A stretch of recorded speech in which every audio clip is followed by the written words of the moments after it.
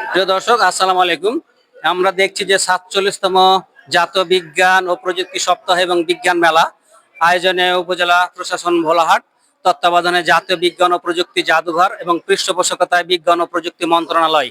এখানে দেখছি যে আমরা একটা স্মার্ট ভিলেজ 2026, মানে এটা মানে একটা আদর্শ গ্রামে আসলে কি কি থাকা উচিত, কি কি সুযোগ সুবিধা থাকা উচিত, এবং একটা আদর্শ গ্রামে যে কোনো প্রাকৃতিক দুর্যোগ যদি হঠাৎ সাডেনলি সংগঠিত হয়, তারা মোকাবেলার আসলে তাদের পূর্ব প্রস্তুতি আর কি থাকবে কিনা, এই সম্পর্কে আমরা স্মার্ট ভিলেজ 2026 সম্পর্কে আমরা একটু গ্রুপ লিডারের কাছে জানবো।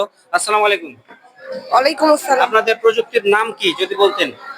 আমাদের প্রযুক্তির নাম হচ্ছে এটা উইন্ড মিল বা যেটাকে আমরা বলছি টারবাইন। আপনাদের টোটাল প্রযুক্তির নামটা আগে বলেন। হচ্ছে যে স্মার্ট ভিলেজ, দুর্যোগ মোকাবিলা স্মার্ট ভিলেজ। আচ্ছা, স্মার্ট ভিলেজ কেন বলছেন, মানে স্মার্ট কেন বলছেন? ভিলেজ তো এমনি হয়। তো আমরা যেহেতু এখন উন্নয়নশীল বা আমরা এগিয়ে যাচ্ছি, তথ্য প্রযুক্তি আইসিটি যুগে বাস করছি, আমাদের যত ফিউচার বা ভবিষ্যৎ আমরা পদার্পণ করবো, আমাদের সবকিছু ডেভেলপ করা উচিত একজন একটা আদর্শ গ্রাম হিসেবে। এই জন্য আমরা স্মার্ট কথাটা যোগদান করছি। জি জি জি। তো এখানে স্মার্ট ভিলেজের আপনি একটু শুরু থেকে যদি আপনার টোটাল একটু ডিসক্রিপশন মানে বর্ণনাতে জিতেন যে এটা এই হচ্ছে, এই কারণে আমরা এটাকে আদর্শ ভিলেজ বলছি, কি কি আছে আপনাদের এখানে বলেন তো এখানে একটু। এখানে একটা উন্নত হসপিটাল, হসপিটাল, একটা আবাসিক বাড়ি এবং একটা স্কুল বা প্রতিষ্ঠান এবং কিছু শস্য ক্ষেত্র, যেহেতু আমাদের গ্রাম অঞ্চল, আমরা প্রধান কৃষি ক্ষেত্রে দেশ বাস করি। এবং এর যে একটা আমাদের প্রযুক্তি, আমরা একটা ড্রিপ ইরিগেশন ওয়ার্কিং বলছি, এটা নতুন আমরা আবিষ্কার করেছি, যেটা হচ্ছে কি পানির রিসাইকেল বা পুনর্ব্যবহার।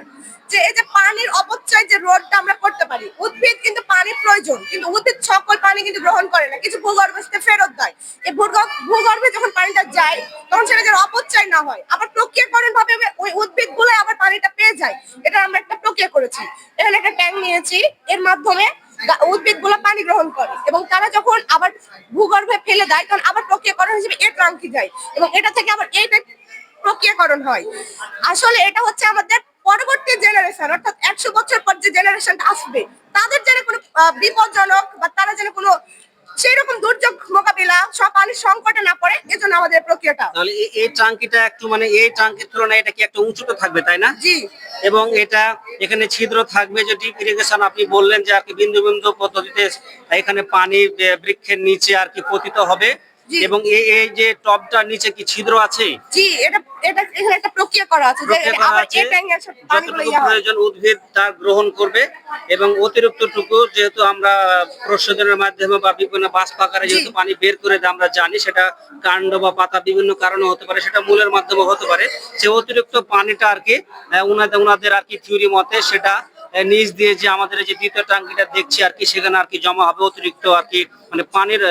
কারণ এটা যদি এখানে যদি জমা রাখার সিস্টেমটা না থাকতো, সেটা কিন্তু ভূগর্ভস্থ অর্থাৎ নিচে চলে যেত, এবং সেই পানিটা উঠাতে আমাদের আর কি মেশিনের মাধ্যমে আমার আর কি জ্বালানি ব্যবহার করতে হতো। কিন্তু সেটা না করে সেখানে অটোমেটিক ভাবে এটা একটু একটু লো লেভেলে যেহেতু তৈরি করা আছে, এটা অটোমেটিক ভাবে এখানে আর কি সঞ্চিত হবে, এবং এখান থেকে পুনরায় পানিটা আর কি পূর্বের টাঙ্কিতে ব্যবহার হবে, এবং সেই অনুযায়ী আপনারা আবার ডিপ ইরিগেশনে ব্যবহার করবেন, তাই তো?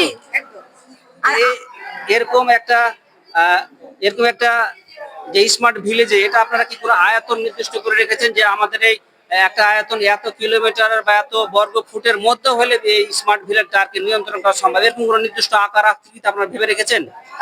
এটা মানে ভাবা হয়নি। আচ্ছা, এটা ঠিক আছে। এটা আসলে হতে পারে একটা বিরাট এরিয়ার মধ্যে স্মার্ট ভিলেজ হবে, এবং বিরাট এরিয়ার মধ্যে আর কি ক্ষুদ্র ক্ষুদ্র এরকম প্ল্যান গুলো থাকতে পারে, বিভিন্ন বিভিন্ন জায়গায় ছোট ছোট সাবে এরকম ট্যাঙ্ক থাকতে পারে, এরকম সাবে আর কি পানি রিজার্ভ পদ্ধতিও থাকতে পারে, এটা তো তাই না? এখানে কি কোনো অগ্নি নির্বাপক ব্যবস্থা আছে কি আপনাদের, মানে আঞ্চলিক বা গ্রামের মধ্যেই জনগণ বা জনসংখ্যা কর্তৃক হঠাৎ অগ্নি সংযোগ হলে বা আগুন ধরলে এখানে তৎক্ষণাৎ কি অগ্নি নির্বাপন কোনো ব্যবস্থা আছে? অ্যাকচুয়ালি আমরা যে প্রজেক্টটার মেন উদ্দেশ্য ছিল আমাদের পানি নিষ্কাশন এবং বিদ্যুতের ব্যবহার, আমরা পুরোপুরি ওইভাবে যাইনি। মানে বিদ্যুৎ সংকট কিভাবে একটা গ্রাম অঞ্চলে মোকাবিলা করতে পারে এবং পানির পুনর্সাইকেল, এই দুটো আমাদের মেন প্রজেক্টের বিষয় ছিল। এটা উইন্ড মিল, তাই না? আচ্ছা, উইন্ড মিলে এখানে আপনাদের কি মানে সঞ্চিত বিদ্যুতের কোনো সিস্টেম আছে নাকি ওটা ডাইরেক্ট ব্যবহার হবে? যদি কিছু আপনি বলতেন। জি, ধন্যবাদ আমার শিক্ষার্থীকে। আসলে জ্বালানির যে সংকট, সেই জ্বালানি সংকটের মোকাবেলায় করার জন্যই কিন্তু মূলত এই প্রজেক্টগুলো ক্ষুদে বিজ্ঞানীরা আবিষ্কার করেছে। ওই পার্টটা হচ্ছে যে ওখান থেকে কাদামাটি থেকে বিদ্যুৎ উৎপন্ন করার একটা প্রক্রিয়া ছিল। আচ্ছা আচ্ছা। এই কাদামাটি থেকে বিদ্যুৎ উৎপন্ন করে আমাদের যে ইরিগেশন বা সেচ কৃষিক্ষেত্রে, সেক্ষেত্রে কিন্তু সেচের ব্যবস্থা সেখান থেকে করা যাবে। এই কাদামাটি থেকে বিদ্যুৎ উৎপন্ন করতে গেলে কোনো জ্বালানির প্রয়োজন হবে না। অপরপক্ষে আমাদের যে টারবাইন ঘুরিয়ে যে বিদ্যুৎ উৎপন্ন করা, বাতাস শক্তি কাজে লাগিয়ে যে বিদ্যুৎ উৎপন্ন করা, সে প্রক্রিয়াটাও আছে। যে বাতাস ছেড়ে তো নবায়নযোগ্য শক্তি, এই শক্তিকে কাজে লাগিয়ে আমার শিক্ষার্থীরা যে এই যে গ্রাম, এই গ্রামের মধ্যে হসপিটাল আছে, বাড়ি আছে, শিক্ষা প্রতিষ্ঠান আছে, এই প্রতিষ্ঠানগুলোতে বা বাড়িতে এইখান থেকে বিদ্যুৎ উৎপন্ন করে এইগুলোতে সাপ্লাই দিবে। আচ্ছা আচ্ছা, মানে এই আপনাদের এই স্মার্ট ভিলেজের আন্ডারে সাধারণত যে প্রতিষ্ঠানগুলো আমরা দেখাচ্ছি, যেমন হসপিটাল, একটা বাড়ি বা একটা স্কুল, মানে এগুলোতে আর কি মানে সাপ্লাই দিবে বিদ্যুৎ গুলো আছে। জি জি। মানে তাহলে বাইরে একটা মানে যেটা হিউজ আকারে যেখান থেকে আর কি বিদ্যুৎ উৎপাদন হচ্ছে, চাপটা কমবে আর কি। চাপটা কমবে, চাপটা বিদ্যুতের কমবে। যে ঘাটতি বা বিদ্যুতের ওইটা দুইটা হলো আমাদের লাঘব হবে। জি জি জি। তো প্রত্যেকটা গ্রাম এলাকাতে যদি আমরা এরকম একটা করে প্রকল্প তৈরি করে দিতে পারি, তাহলে দেখা যাবে যে আমাদের জ্বালানির যে সংকট, সেই জ্বালানির সংকটটা দূর হবে ইনশাল্লাহ।